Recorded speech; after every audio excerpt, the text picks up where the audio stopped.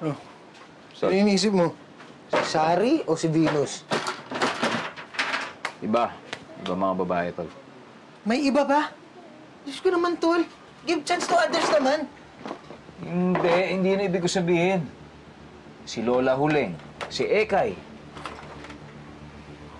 Hindi, tol, kasi, alam mo, natutuwa lang ako na alam na nilang buhay ako. Pero, siyempre, namiss ko na yung dati kong buhay. Babalik tayo dyan, tol. Sa tamang panahon. Pagka-absuelto ka na, malinis na yung pangalan mo. Kailangan pa rin natin mag-ingat dahil hindi natutulog ang kalaban. Parang balita lang ba?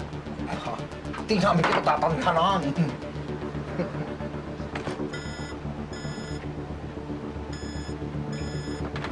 Frida? Hello, Pepe.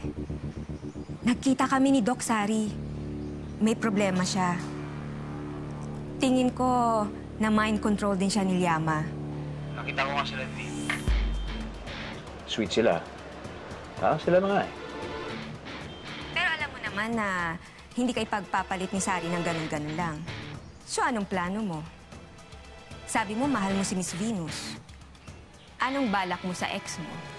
Ang mahalaga, alam na natin ang code word ni Venus.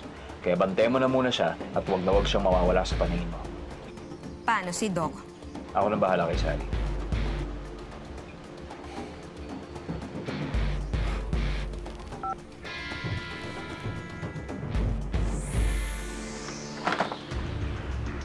Suave problems. Hindi suwabe ka.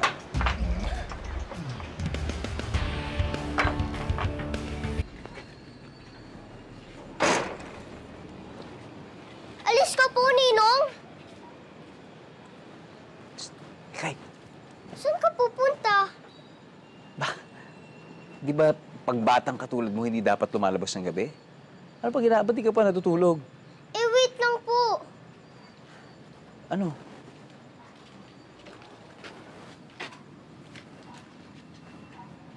Kailangan niyo po ng makeover.